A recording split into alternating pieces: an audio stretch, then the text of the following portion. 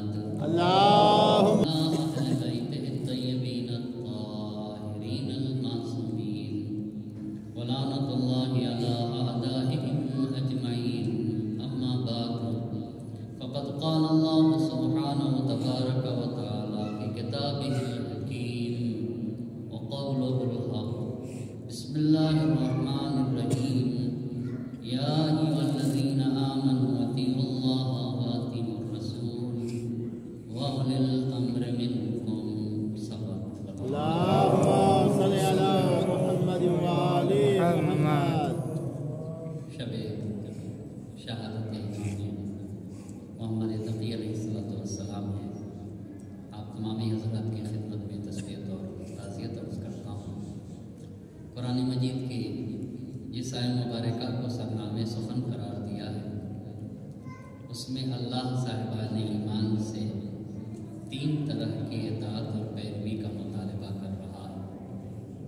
یا ایھا الذین آمنوا اطیعوا اللہ، اے صاحبان ایمان اللہ کی اطاعت کرو. وَأَطِیعُوا الرَّسُولَ، مجھ خدا کی اطاعت کافی نہیں، میری اطاعت کے ساتھ ساتھ رسول کی اطاعت کرو. اور پھر تیسری اطاعت کا بھی مطالبہ ہے، وَأُولِي الْأَمْرِ مِنْکُمْ. جس طریقے سے میری اطاعت واجب، میرے حبیب کی اطاعت واجب، ایسے ہی صاحبان امر کی اطاعت واجب ہے.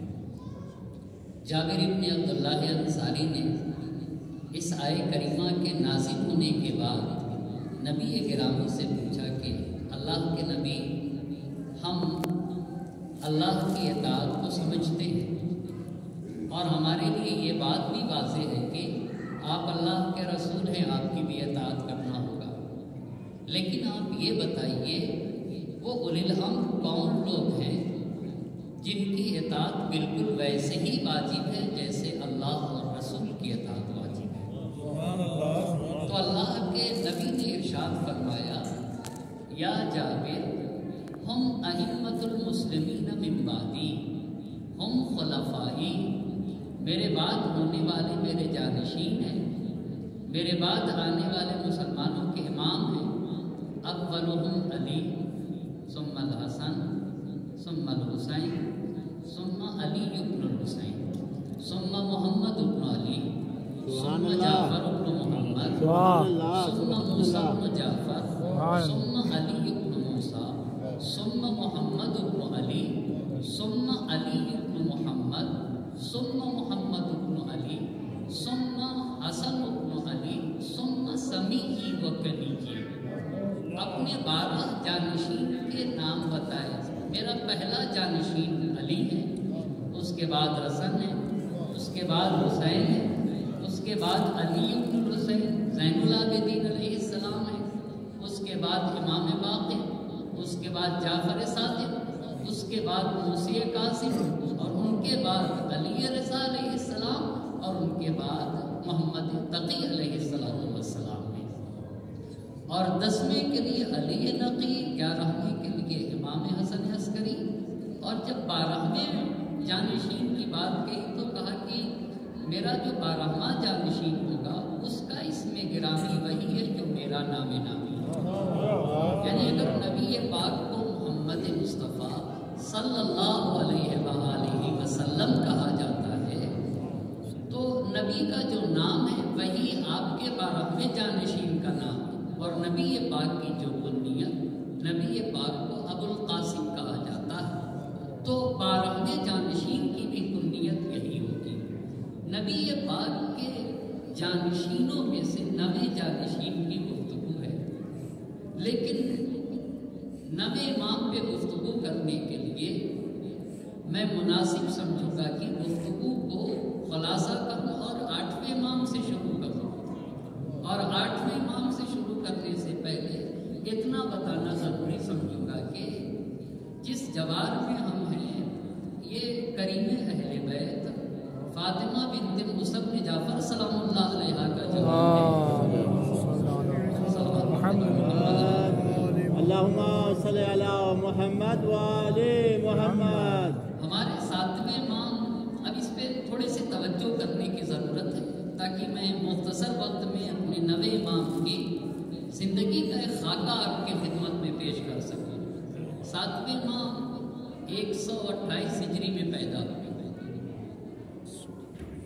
اور ہمارے 8ویں امام 148 ہجری میں پیدا ہوئے.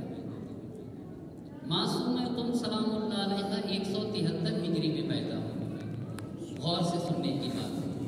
128 ہجری میں 7ویں امام، 148 ہجری میں 8ویں امام، 173 ہجری میں معصوم قم. 8ویں امام اور معصوم قم سلام اللہ علیہ میں 25 برس کا فرق، 25 برس کا. اور 183 ہجری میں 183 میں ہمارے 7ویں امام کی شہادت ہے. جب 7ویں امام کی شہادت ہوئی تو منصب امامت پہ فائز ہوئے 8ویں امام 183 میں. 183 میں جب 8ویں امام منصب امامت پہ فائز ہوئے تو ہارون الرشید کا زمانہ. ہارون الرشید 183 سے 193 تک، 183 سے 193 تک، یعنی 8ویں امام ہارون الرشید کے ہم عصر رہے 10 برس. اس پہ توجہ کی ضرورت ہے. ہارون الرشید کے ایک بیٹے کا نام ہے امین، ایک بیٹے کا نام ہے مامون، اور ایک بیٹے کا نام ہے محتسم. یہ بیٹے ہیں. تو ہارون الرشید 193 ہجری میں واصل جہنم ہوا. 193 میں جب یہ واصل جہنم ہوا تو ہارون الرشید کے بعد جو خلیفہ ہوا جس نے ہارون الرشید کی جگہ کو سنبھالا ہے وہ امین ہے. 193 میں امین ہوتا ہے بادشاہ، لیکن یہ 193 سے 5 ہی سال اس نے حکومت کیا ہے. 198 میں 198 میں امین واصل جہنم ہوتا ہے اور اس کو بھی مامون نے قتل کیا. یہاں سے آپ اندازہ لگا سکتے ہیں کہ یہ مامون نے جو امام رضا علیہ السلام کو ولی عہد بنایا تھا، جو اپنے بھائی کی حکومت کو برداشت نہ کر سکے، جس نے اپنے بھائی کو قتل کیا وہ کیا امام رضا علیہ السلام کو حکومت دینے کی سوچے گا. 198 میں امین جب جاتا ہے تو اب مامون کو حکومت ملتی ہے. مامون کو جب حکومت ملی تو یہ ہارون الرشید نے اپنے اپنے بیٹوں کی حکومت کے دائرے کو بانٹ رکھا تھا. امین کو بغداد دیا تھا، مامون کو خراسان دیا تھا. تو 198 میں جب امین واصل جہنم کا تو مامون حاکم بنا. لیکن 2 سال تک توجہ کریے گا، یہ جو 198 سے سن 200 ہجری کا مسئلہ ہے، اس میں ہوا کیا کہ اس میں یہ بات آئی کہ بنی حسن یعنی امام حسن علیہ السلام کی اولادوں نے مامون کے خلاف قیام کیا، لیکن وہ قیام شکست کھا گیا. سن 200 ہجری میں قیام شکست کھایا. اب جب یہ قیام شکست کھا گیا تو سن 200 ہجری میں مامون نے امام رضا علیہ السلام کو مدینے سے مرو بلایا، کیونکہ اس کی حکومت کی جو راجدھانی تھی، پائے تخت کا جو کیپٹل تھا وہ مرو تھا. مرو بلایا ہے. اب توجہ کریے گا، یہ بات اس لیے بتائی آپ کو کہ تاکہ امام محمد تقی علیہ السلام سے گفتگو آسانی سے کر سکتے. 200 ہجری میں مرو بلایا. امام نے جو مدینے سے سفر طے کیا تو مدینے سے امام گئے ہیں، 8ویں امام کی بات کر رہا ہوں، ایران کا ایک شہر اہواز، اہواز سے نیشاپور، نیشاپور سے بازار نیشاپور، بازار نیشاپور کے بعد دہسرخ، دہسرخ کے بعد سناباد، سناباد کے بعد امام شہر توس جہاں امام کی قبر ہے، شہر توس پہنچ کے امام نے کہا حاضی تربتی، یہ میری قبر یہاں پہ بنے گی اور اس جگہ کو اللہ میرے شیعوں کے آنے جانے کا مرکز بنائے گا. میرے شیعہ اس جگہ کے اوپر آتے جاتے رہے گا. وہاں سے امام مرو پہنچے. یہ سن 200 ہجری کی بات ہے. مرو جب پہنچے تو وہاں کے اوپر امام رضا علیہ السلام کو ولی عہد بنانے کا جشن منایا گیا ہے. اتنی بات آپ ذہن میں رکھیں. تو اب میں اپنے 9ویں امام کے حوالے سے گفتگو کروں گا. توجہ کرنے کی ضرورت ہے. ہمارے اور آپ کے جو 9ویں امام ہیں، آپ کا نام ہے محمد اور آپ کا لقب ہے تقی و جواد. آپ کی کنیت ہے ابو جعفر. ابو جعفر یہ کنیت، جس نام کے شروع میں اب یا ام لگے والد 8ویں امام ہیں، والدہ سبیکہ ہیں۔ 9 امام پیدا ہوئے 10 رجب 195 ہجری میں، اس میں بھی توجہ کرنے کی ضرورت ہے۔ 10 رجب 195 ہجری میں پیدا ہوئے، اور امام نے مدینہ کب چھوڑا ہے 8ویں امام نے؟ سن 200 ہجری میں، سن 200 ہجری میں مدینہ چھوڑا، اور 9 امام پیدا کب ہوئے ہیں؟ 195، 10 رجب 195 ہجری میں، یعنی 5 برس کا سن تھا جب ہمارے 8ویں امام نے ہجرت کی ہے مدینے سے خراسان اور مرو کی طرف۔ اتنی بات جب کہی گئی تو ادھر 8ویں امام مرو پہنچے، وہاں ولی عہد کا جشن۔ 9 امام کی عمر مبارک 5 برس ہے۔ اب جو مأمون نے ولی عہدی کا جشن منایا، اس جشن میں اس نے 2 کام کیے، بہت توجہ کرنے کی ضرورت ہے۔ پہلا کام یہ کیا کہ اس کی ایک بہن تھی ام حبیبہ، اس کا عقد پڑھا ہمارے 8ویں امام سے۔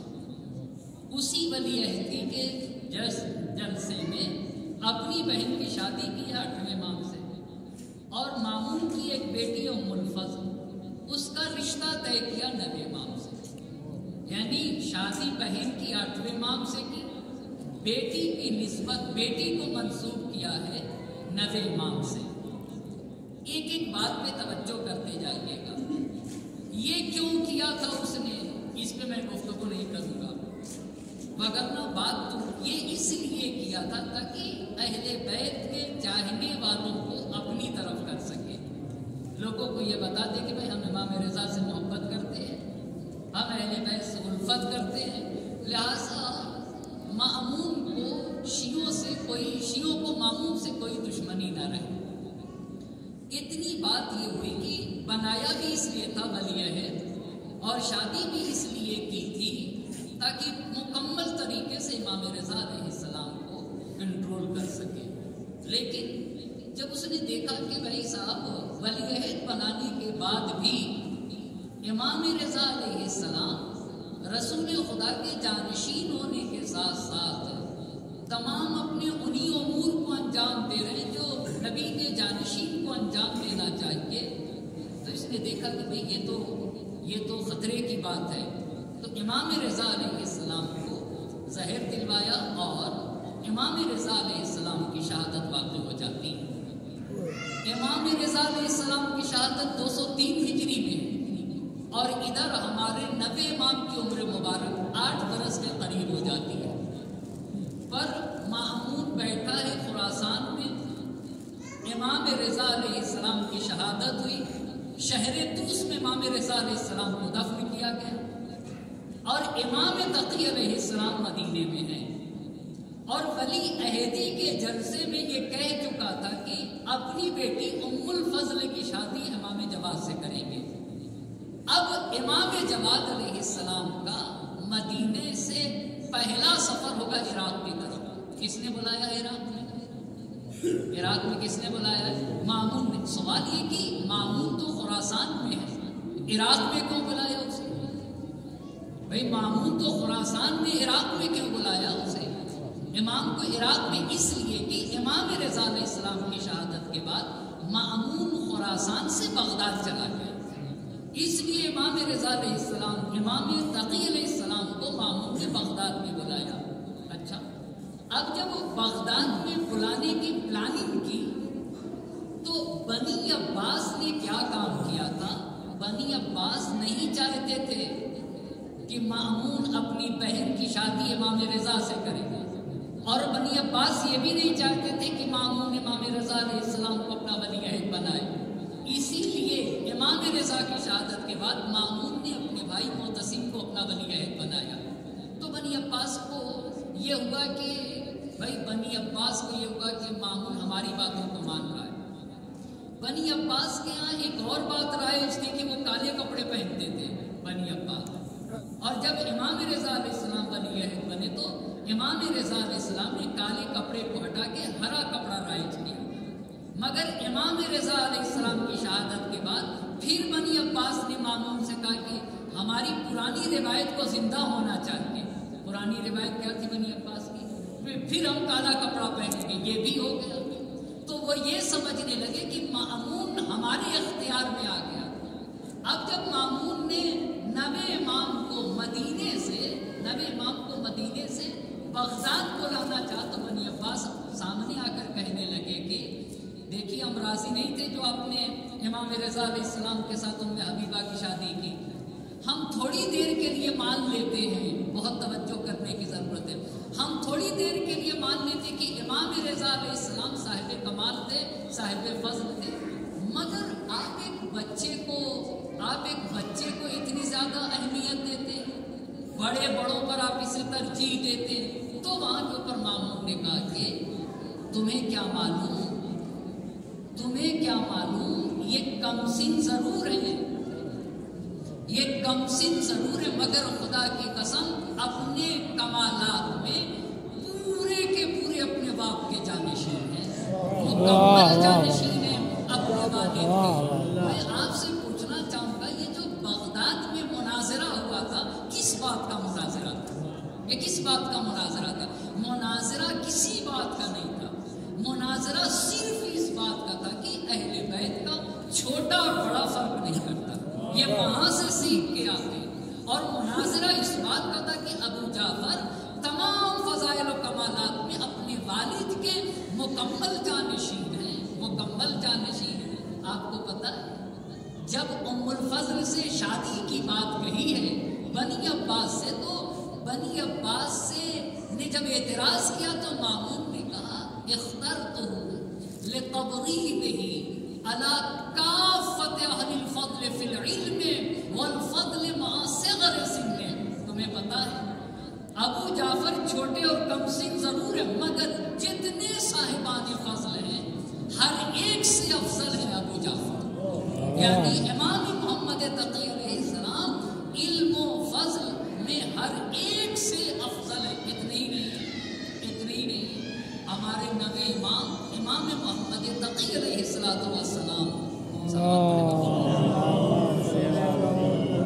جعفر چھٹے امام کے ایک بیٹے ہیں امام موسیٰ کاظم علیہ السلام، اور ایک بیٹے علی ابن جعفر۔ علی ابن جعفر ساتویں امام کے بھائی ہوں گے۔ تو محمد ابن حسن ابن عمار کہتے ہیں کہ میں مدینے میں علی ابن جعفر کی خدمت میں جاتا تھا، 2 سال تک جاتا رہا، بہت توجہ کرنے کی ضرورت ہے میرے نویں امام کی شخصیت کے حوالے سے، 2 سال تک جاتا رہا۔ تو علی ابن جعفر جو حدیثیں 7ویں امام سے سنتے تھے مجھے سنایا کرتے تھے، میں جا کے مسجد النبی میں سنا کرتا تھا محمد ابن حسن ابن عمار کا بیان کا۔ ایک دن دیکھا کہ امام محمد تقی علیہ السلام آ گئے، تو علی ابن جعفر اپنی جگہ سے کھڑے ہو گئے، نہ اپنی ردا لی اور نہ ہی اپنے جوتے اور چپل لیے، اور جانے کے بعد نویں امام کے ہاتھوں کا بوسہ دینے لگے اور نویں امام کی تقریم تعظیم کرنے لگے۔ تو نویں امام علی ابن جعفر 8ویں امام کے چچا ہیں، 8ویں امام کے چچا ہیں علی ابن جعفر۔ تو میرے امام نے کہا، نویں امام نے کہا کہ اپنے باپ کے چچا کو بھی چچا کا، چچا آپ بیٹھیے، والد کے چچا کو کہا آپ تشریف رکھیے۔ تو علی ابن جعفر نے کہا یا سیدی کیف اجلس انا وانت قائم، باپ کے چچا اے میرے سید و سردار، آپ کھڑے رہے اور میں بیٹھ جاؤں، یہ ممکن نہیں ہے۔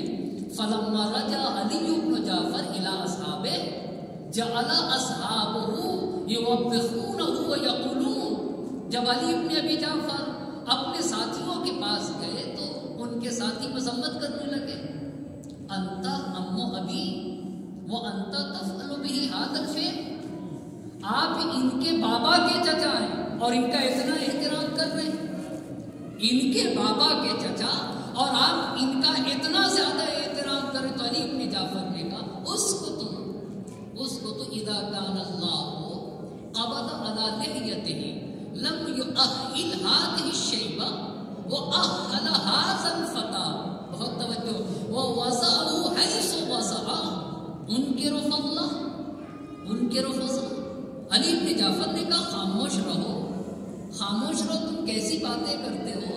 اپنی ریش مبارک پہ ہاتھ رکھا اور ہاتھ رکھنے کے بعد کہا کہ اللہ نے بوڑھے کو منصب امامت سے نہیں نوازا، یعنی اس بوڑھے کو امامت کا عہدہ نہیں دیا، لیکن احل ھذا الفتى، اس جوان کے اندر یہ اہلیت پائی جاتی تھی کہ اسے امام بنایا، وَوَضَعَهُ حَيْثُ وَضَعَهُ، انکر فضلہ، میں ان کی فضیلت کا انکار کروں؟ نعوذ باللہ مما تقولون انا لہ عبد، جو تم کہتے ہو میں اس سے اللہ کی پناہ مانگتا ہوں، انا لہ عبد، میں ان کا غلام، خادم اور عبد ہوں۔ ایک صلوات پڑھے پر محمد اور آل محمد۔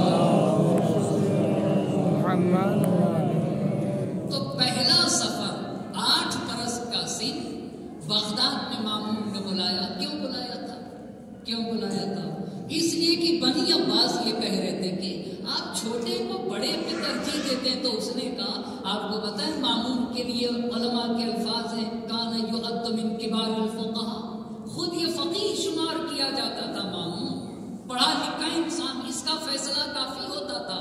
پر مناظرہ یہ ہوا تھا، مناظرہ اس بات کا تھا کہ یہ ثابت کرنا تھا کہ یہ لوگ اوپر سے سیکھ کے آتے ہیں، اور مامون نے کہا اگر یقین نہیں ہوتا ہے تو مناظرہ کر کے دیکھ لو، مناظرہ کر کے دیکھ لو، اگر تمہیں یقین نہیں ہوتا تو مناظرے کے لیے یحییٰ ابن اقسم کو چنا گیا، تجربے کار شہر آفاق قاضی۔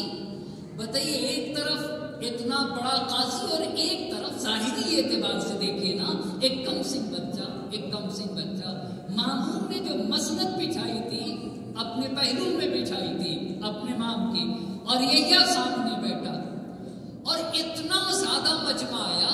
اچھا اگر یہ کہہ دیا جائے کہ ایک 8 برس کا بچہ اور ایک طرف شہر آفاق قاضی اور ان کے درمیان مناظرہ ہونا ہے، 900 تو علماء کی صرف کرسیاں تھیں، 900 علماء حاضر، یہ کوئی مبالغہ نہیں تھا، یہ کوئی مبالغہ نہیں تھا۔ کیوں؟ اس لیے کہ یہ مامون کا جو زمانہ تھا نا، بنی عباس کے شباب کا زمانہ تھا، یہ ایک زرین دور تھا جہاں بغداد مرکز تھا، ہر طرف ماہرین، ہر طرف کے ماہرین کھینچ کے آتے تھے۔ اب جب دونوں لوگ بیٹھے، ایک طرف ہمارے امام اور ایک طرف یہ شہر آفاق قاضی، تو پورا مجمع خاموشی چھائی ہوئی تھی کہ اتنے میں یحییٰ ابن اقسم نے مامون سے کہا کہ اجازت ہے میں ان سے کچھ پوچھوں۔ آج بھی ہمارے یہاں حوصل میں یہ کہا جاتا ہے کہ نماز کی بحثیں آسان ہیں، نماز کے مسائل، روزے کے مسائل آسان ہیں، لیکن جب ہم حوضے میں حج پڑھتے ہیں تو یہ کہا جاتا ہے کہ حج کے مسائل بہت سخت ہیں۔ آج بھی ایسا ہے۔ تو یہ یحییٰ ابن اقسم ضرور رہا ہوگا شہر آفاق قاضی، پر اس کو امام کی ذرہ برابر معرفت نہ تھی۔ آپ کو پتا ہے مامون سے کہا اگر اجازت ہو میں کچھ پوچھوں، تو مامون نے کہا مجھ سے کیوں کہتے ہو، ان سے پوچھ لو، ان سے پوچھو بھائی، اجازت ان سے لینا چاہیے۔ تو ان سے پوچھا امام سے کہ اجازت ہے میں کچھ پوچھوں، تو امام نے کہا کہ جو پوچھنا ہو پوچھو۔ تو اس نے اپنے خیال میں یہ سوچا کہ ممکن یہ نماز روزے کے احکام بتا لے جائے، مگر حج جیسا ٹف مسئلہ یہ کہاں سے بتائیں گے؟ تو کہتا ہے کہ یہ بتائیے اگر حالت احرام میں کوئی شکار کر لے تو اس کا کفارہ کیا ہے؟ تو امام نے کہا کہ تمہیں سوال کرنا بھی نہیں آتا،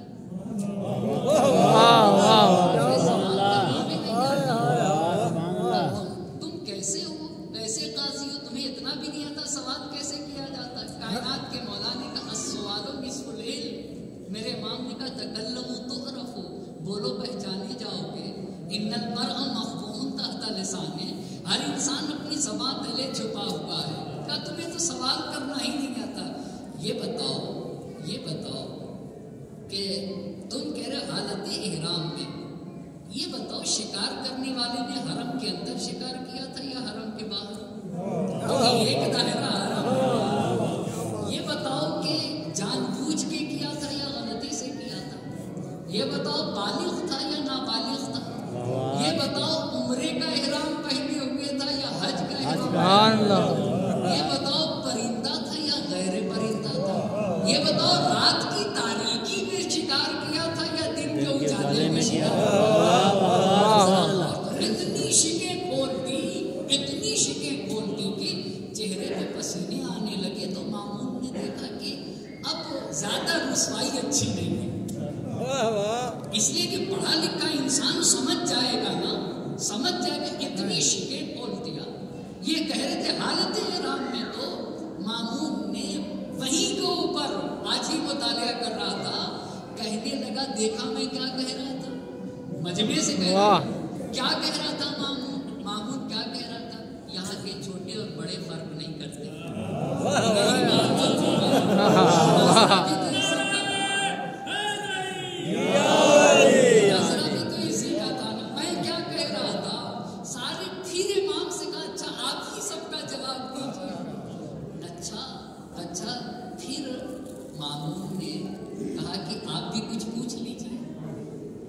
آپ بھی جانیں قربان ہو جائیں، ضروری تھا ایسے موقع پر امام کا سوال کرنا، پر اب یحییٰ ابن اقسم کا انداز بدل گیا۔ امام تو مجسمے اخلاق ہے نا، امام نے اخلاقاً پوچھا یحییٰ سے، پوچھ سکتا ہوں میں بھی کچھ، اخلاقاً پوچھا نا، اخلاقاً امام نے پوچھا، میں بھی کچھ پوچھ سکتا ہوں۔ تو یحییٰ کا جواب سنیے گا، کہتا ہے کہ پوچھئے، اگر آتا ہوگا تو بتاؤں گا۔ نعرہ حیدری،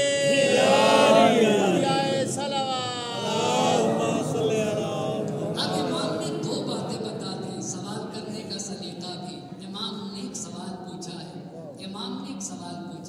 کہا بتاؤ صبح کے وقت، بہت توجہ کریے گا، صبح کے وقت ایک خاتون ہے، اس کو ایک مرد دیکھتا ہے، وہ اس کے لیے حرام ہے، صبح کو حرام ہے۔ اچھا، کہا لیکن 2 گھنٹے اور جاتے ہیں تو وہ اس کے لیے حلال ہو جاتی ہے، ظہر کے وقت حرام ہو جاتی ہے، عصر کے وقت حلال ہو جاتی ہے، مغرب کے وقت حرام ہو جاتی ہے، عشاء کے وقت حلال ہو جاتی ہے، آدھی رات کو پھر حرام، صبح کو حلال۔ اچھی بات ہے، آپ ایک صلوات پڑھیں پر محمد آپ خود دیکھیں پہلی بات کیا تھی، آپ ذرا سا میرے ساتھ ہوں تو میں اپنی بات عرض کروں گا۔ صبح کو کیا ہے اس کے لیے حرام، 2 گھنٹے کے بعد حلال، پھر حرام، عصر کے وقت مغرب کے وقت حرام، عشاء کے وقت آدھی رات کو اور صبح کے وقت۔ اب کیا کریں گے، امام نے سوال تو کر دیا۔ اب جب امام نے سوال کیا تو کہتا ہے یحییٰ بن اقسم کہ بہتر ہے کہ آپ ہی بتا دیں، بہتر یہ ہے کہ آپ ہی بتا دیں۔ تو امام نے کہا کہ صبح کو ایک دوسرے انسان کی وہ کنیز تھی، تو دوسرے کی کنیز کو دیکھنا حرام ہے، وہ دوسرے کی کنیز، 2 گھنٹے کے بعد اس کو خرید لیا تو اب یہ اس کی کنیز ہو گئی، حلال ہو گئی، ظہر کے وقت اس سے شادی کر لی۔ آپ توجہ کر رہے ہیں، پہلا کیا ہوا حرام، دوسرے کی کنیز تھی، 2 گھنٹے کے بعد کیا کیا، اسے خرید لیا تو حلال ہو گئی، ظہر کے وقت اس کو آزاد کر دیا، آزاد کر دے گا تو حرام ہو جائے گا، عصر کے وقت اس سے نکاح کر لیا، حلال ہو گئی، مغرب کے وقت زہار کر دیا۔ زہار کیا ہوتا ہے، اگر کوئی انسان اپنی بیوی سے یہ کہہ دے زہروں کے کظہر امی، تمہاری پیٹھ میری ماں کی پیٹھ کی طرح ہے، تو بیوی حرام ہو جاتی ہے، اس کو زہار کہتے ہیں۔ اسے کیا کہا جاتا ہے، زہار کہا جاتا ہے۔ تو مغرب کے وقت اس نے زہار کر لیا، عشاء کے وقت کفارہ دے دیا زہار کا تو حلال ہو گیا۔ بہت توجہ کریے گا، آدھی رات کو طلاق دے دیا، حرام ہو گئی، صبح کے وقت پھر اس سے رجوع کر لیا تو حلال ہو گئی۔ ایک صلوات پڑھیں پر محمد ایک اور صلوات پڑھیں مل جل کر۔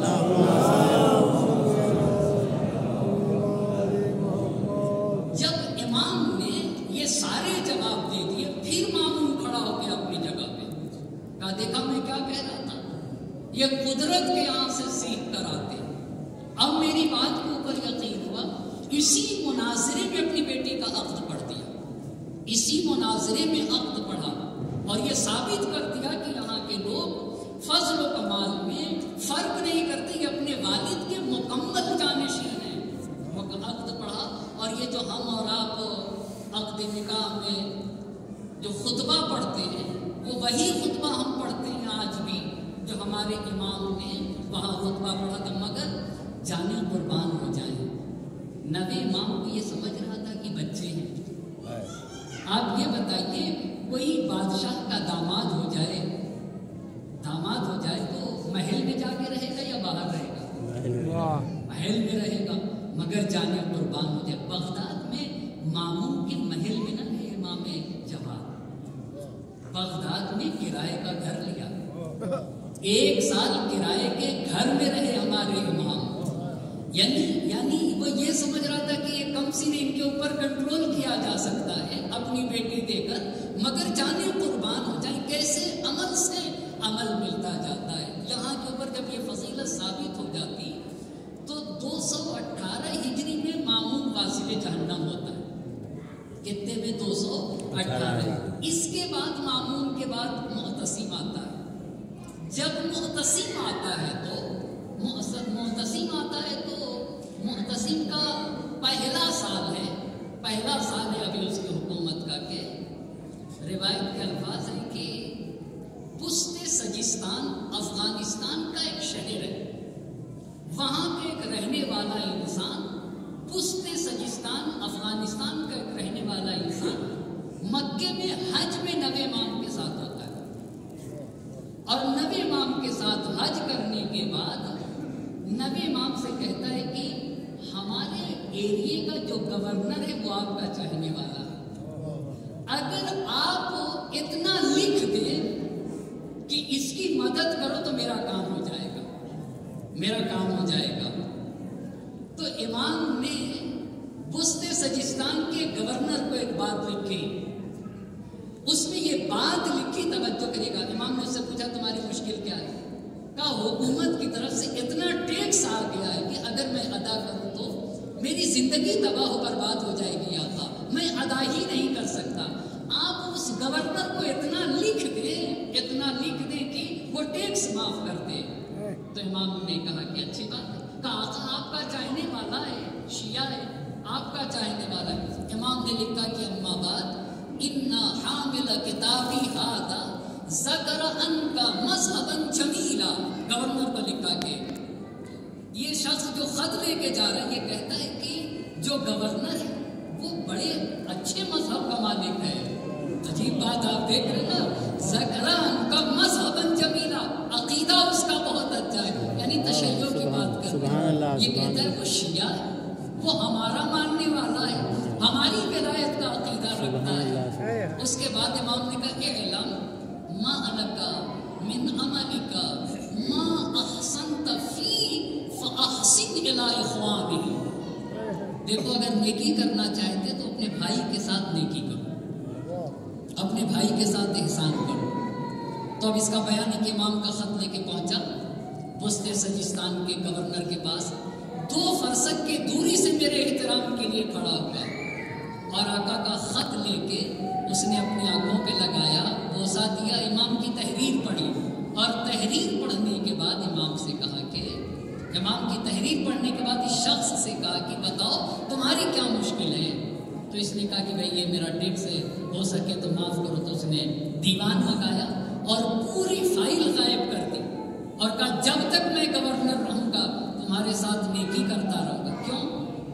اس لیے کہ امام نے یہ کہا تھا کہ اپنے بھائی کے ساتھ احسان کرتے رہنا، اپنے بھائی کے ساتھ نیکی کرتے رہنا۔ اسی لیے ابن تیمیہ نے کہا ہے کہ محمد ابن علی کان من اعیان بنی ہاشم کی مشہور شخصیتوں میں سے ہیں، وَيُعْرَفُ بِالسَّخَاءِ وَالْجُودِ۔ امام جواد علیہ السلام معروف تھے سخاوت سے اور جود سے، لذا یسمى الجواد، اسی لیے آپ کو جواد کہا جاتا ہے۔ یہ معتصم کا پہلا سال تھا۔ دوسرے سال معتصم نے پھر دوبارہ امام جواد کو بغداد بلایا. اب جواد کو امام جواد علیہ السلام کو جب بغداد بلایا تو وہاں کے اوپر معتصم کے زمانے میں ایک چور نے چوری کی. چوری کرنے کے بعد آ کے معتصم سے کہتا ہے کہ میں نے چوری کر لی ہے, میرے اوپر حد جاری کرو. تو معتصم نے سارے علماء کو بلایا کہ بھئی اب حد جاری کرنا ہے. سارے علماء کو. اب یہاں کے اوپر دو لوگ ہیں, ایک کا نام ہے سلطان اور ایک کا نام ہے ابن ابی دعاد. یہ دو پکے دوست تھے. ابن ابی دعاد عالم میں سے. زرقان کہتا ہے کہ بہت توجہ کریے گا. ایک دن ابن ابی دعاد بڑا ناراض آیا اور آنے کے بعد کہتا ہے کہ اے کاش 20 سال پہلے مر گیا ہوتا. اے کاش 20 سال پہلے. کا بات کیا ہوئی؟ کا آج ابو جعفر محمد تقی کے ذریعے سے بڑی رسوائی اٹھانا پڑے. کیا واقعہ کیا ہے؟ کہا واقعہ یہ ہے کہ معتصم کے زمانے میں ایک چور نے آ کے کہا کہ میں نے چوری کی اور اس نے سارے علماء کو بلایا. تو مجھ سے پوچھا, ابن ابی دعاد کہتا ہے کہ اس نے مجھ سے پوچھا کہ بتاؤ چور کے ہاتھ کہاں سے کاٹے جائیں. تو میں نے کہا گٹے سے کاٹے جائیں گے. توجہ کرنے کی ضرورت ہے. چور کے ہاتھ گٹے سے کاٹے جائیں گے. تو معتصم نے کہا تمہاری دلیل کیا؟ تو میں نے آیت تیمم پڑھا. آیت تیمم کیا؟ فامسحوا بوجوہکم وایدیکم. دیکھو جب مسح کیا کرو تو اپنی پیشانی کا مسح کرو اور ہاتھ کا مسح گٹے سے ہوتا ہے. آیت تیمم پڑھ کے کہا کہ چور کے ہاتھ گٹے سے کاٹے جائیں گے. ابن ابی دعاد کہتا ہے جب میں نے یہ کہا گٹے سے کاٹے جائیں گے تو علماء میں سے کچھ لوگوں نے کہا کہ اس کی بات صحیح ہے اور کچھ لوگوں نے کہا کہ اس کی بات صحیح نہیں ہے. تو جن لوگوں نے کہا صحیح نہیں تو معتصم نے ان سے پوچھا تم بتاؤ کہاں سے کاٹے جائیں گے؟ کہا کوہنی سے کاٹا جائے گا. کہا تمہاری کیا دلیل ہے کہ چور کے ہاتھ کوہنی سے کاٹے جائیں گے؟ کہا آئے وضو فاغسلوا وجوہکم وایدیکم الی المرافق. وضو میں چہرہ دھلو اور اپنے ہاتھ کو کوہنیوں تک دھلو. تو اب امام سے پوچھتا ہے کہ آپ بتائیے کہاں سے کاٹے جائیں گے؟ معتصم نے امام سے پوچھا آپ بتائیے کہاں سے کاٹے جائیں؟ تو امام نے کہا مجھ سے نہ پوچھو, مجھے معاف کرو. کہا نہیں بھی آپ کو بتانا پڑے گا. کہا اگر مجھے بتانا پڑے گا تو ان دونوں کا جواب غلط ہے. ان دونوں کا جواب غلط ہے. سبحان اللہ. اس کا بھی جواب غلط ہے اور اس کا بھی جواب. جس نے کہا گٹے سے کاٹے جائیں گے اس کا بھی غلط. جس نے کہا کوہنیوں سے کاٹے جائیں گے اس کا بھی غلط. کہا پھر کہاں سے کاٹا جائے گا؟ امام نے کہا صرف انگلی کاٹی جائے گی. امام نے کہا صرف انگلی کاٹی جائے گی. کہا دلیل کیا؟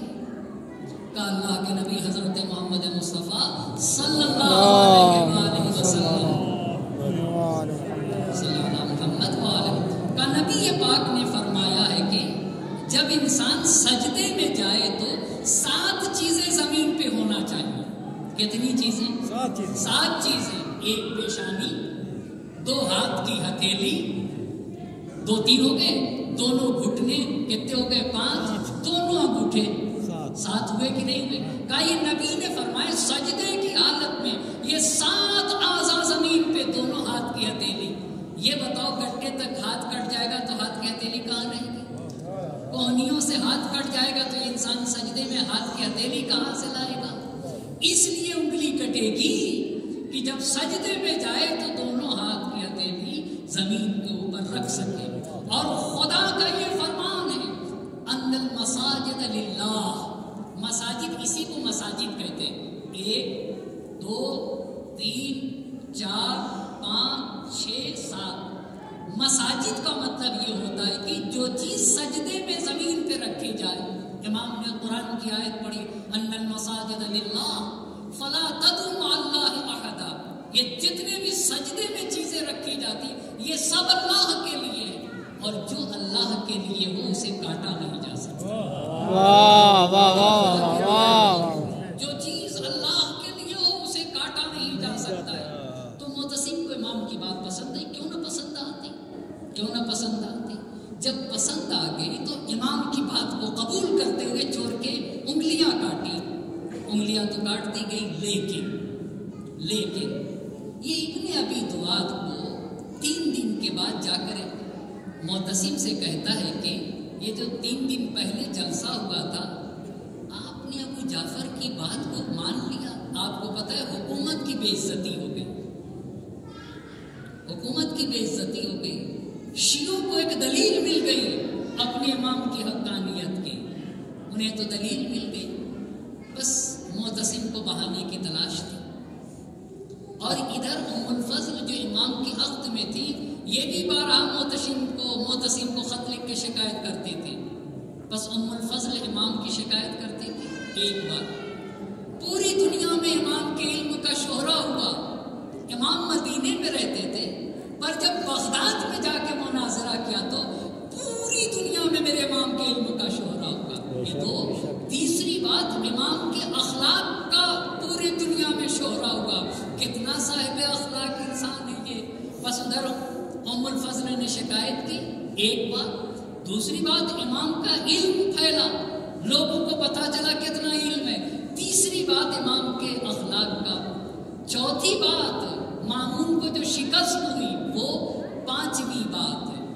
اس مناظرے کی وجہ سے معتصم کے پاس ابن دعات نے جا کر کہا، ابن ابی دعات نے جا کر کہا کہ پوری حکومت کی بے عزتی ہو گئی، آپ نے ہم لوگوں کی بات کو نہ مانا، ابو جعفر کی بات کو مان لیا. بس یہی امام کے شہادت کا سبب بن گیا. بس عزیزان محترم، نور حق شمع الہی کو بجھا سکتا ہے کہاں؟ جس کا حامی ہو خدا اس کو مٹا سکتا ہے. دنیا مٹ جائے گی، مگر جو لوگ اپنے کو اللہ سے جوڑتے ہیں، جو خدا کے نمائندے ہوتے ہیں، جب تک یہ زمین و زمان اور مکین و مکاں باقی ہے وہ باقی رہیں گے. ہاں، امام کا گھر تو مدینہ ہے، کاظمین عالم غربت ہے نا، عالم غربت ہے. عجیب داستان ہے ابن اطہار علیہ السلام کی. آپ دیکھیے، ہمارے 8ویں امام نے طوس کو بسایا، 9ویں امام نے کاظمین کو بسایا، یعنی ہمارے امام ہیں 7ویں امام اور 9ویں امام نے کاظمین کو بسایا. 10ویں اور 11ویں امام نے سمرہ بسایا.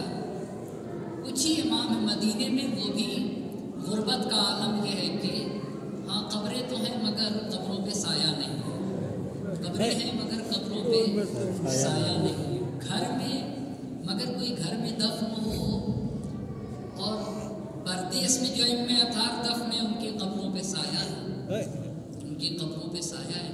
مگر یہ ائمہ اطہار کی عجیب غربت ہے کہ جو اپنے وطن میں دفن ہے ان کی قبروں پہ سایہ نہیں، ان کی قبروں پہ سایہ نہیں. یہ ہر شیعہ اہل بیت کے لیے ایک لمحہ فکریہ ہے. اب جب ناکام ہوا تو کہا کہ ان کا وجود صفحہ ہستی سے مٹا دیا جائے. صفحہ ہستی سے میرے امام کو زہر دیا گیا، بستر پہ آ گئے، کروٹیں لینے لگے. امام علی نقی علیہ السلام آپ کے فرزند ہیں، وہ مدینے میں ہیں. 9ویں امام کاظمین میں ہیں، بستر پہ تڑپنے لگے. اصول کافی میں یعقوب قرینی رحمۃ اللہ علیہ نے اس روایت کو لکھا ہے کہ 9ویں امام کا ایک شخص تھا جسے مدینے میں چھوڑ کے گئے تھے. اس کا بیان ہے کہ میں 10ویں امام کے پاس تھا. 10ویں امام کے پاس ایک تختی تھی، اس تختی کو دیکھنے لگے. ادھر 9ویں امام کو زہر دیا گیا اور ادھر 10ویں امام تختی کو دیکھنے لگے. تختی کو دیکھنے کے بعد گھر کے اندر گئے. جب گھر کے اندر گئے تو گھر میں کوہرام مچ گیا، گھر میں کوہرام مچ گیا. جب اندر سے بیت الشرف سے باہر آئے تو یہ کہتا، میں نے پوچھا کہ کیا ہوا، آخر گھر میں رونے کا سبب کیا ہے؟ تو 10ویں امام نے کہا، میرے بابا عالم غربت میں دنیا سے چلے گئے، میرے بابا کی شہادت ہو گئی اور وہ بھی عالم غربت میں میرے بابا دنیا سے چلے گئے. اتنا کہنا تھا. پھر امام باعجاز کاظمین تشریف لے آئے، غسل و کفن دیا، تجہیز و کفن کیا. اس کے بعد امام کا جنازہ اٹھا، سپرد خاک کیا گیا. بس عزیزان محترم، 10वें इमाम की बारगाह में इतनी बात ज़रूर अर्ज़ करना चाहूँगा। आका, आपके वालिद आलम गुर्बत में शहीद किए गए, ज़रूर है आपके बाबा को जहर दिया गया, मगर ऐसा तो ना हुआ ना कि आपके बाबा की शहादत के बाद लाशा बेगोरो कफन पड़ा रहा हो। ऐसा तो ना हुआ कि आपके बाबा की शहादत के बाद आपके हाथों में हथकड़ियाँ हों और पाँव में बेड़ियाँ और कमर में लंगर हो, मगर हाय रे करबला का गरीब हुसैन लाशा करबला की जमीन पे बेगोरो कफन पड़ा हुआ था।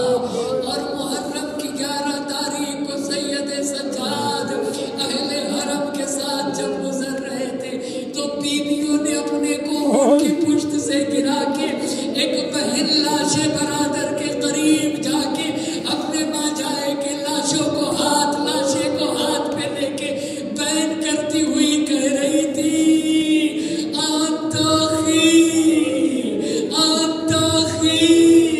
ए मेरे माँ जाए, बोलो क्या तू ही मेरा भैया हुसैन है। मगर एक मर्तबा सैयद सज्जाद की हालत गैर हो गई। ज़ैनब ने लाशे बरादर को छोड़ दिया। सैयद सज्जाद तुम्हारी हालत गैर हो गई। सैयद सज्जाद ने कहा, पुपी अम्मा, मेरे बाबा का लाशा बेगोरो कफन पड़ा हुआ, मेरे बाबा पे नमाज न पढ़ी गई, मेरे बाबा को सिपुर्दे खाक न किया गया। पुपी अम्मा, ज़ैनब ने दिलासा दिया, सैयद सज्जाद घबराओ नहीं, यही मेरे हुसैन का मज़ार बनेगा, मेरे हुसैन की कुर्बानी रायगा न जाएगी। मोमिनी